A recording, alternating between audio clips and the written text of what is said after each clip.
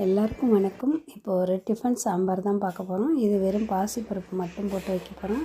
பாசிப்பருப்பு நல்லா கழுவிட்டு 20 நிமிஷம் ஊற வச்சு அதுக்கு தேவையான அளவு தண்ணி வச்சு உருளைக்கிழங்கு, கத்திரிக்காய், கேரட்டு, பச்சை மிளகாய், வெங்காயம், தக்காளி இந்த காய்கறி எல்லாம் போட்டுட்டு அதுக்கு தேவையான உப்பு, கொஞ்சம் மஞ்சத்தூள், பெருங்காயம் இதையெல்லாம் போட்டு மூடி வச்சு ஒரு 3 அல்லது 4 விசில் வச்சு வேக வச்சு இறக்கி வச்சுக்குவோம். இது இறக்கி வச்சுட்டு கடுகு, காஞ்ச மிளகாய், கருவேப்பிலை போட்டு தாளிச்சுக்குவோம். பெருங்காயம் முன்னாடியே போட்டிருக்கிறதுனால சாம்பார் பருப்போடு வேக வைக்கிறதுனால நம்ம இதில் போட வேண்டியதில்லை.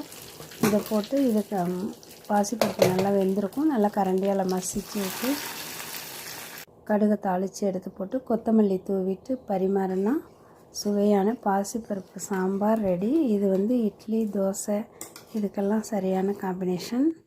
இது செஞ்சு பாருங்கள். பிடிச்சிருந்தால் லைக் பண்ணுங்கள், ஷேர் பண்ணுங்கள், கமெண்ட் பண்ணுங்கள். ஃபீனிக்ஸ் பெண்கள் யூடியூப் சேனலுக்கு சப்ஸ்கிரைப் பண்ணுங்கள். தேங்க்யூ.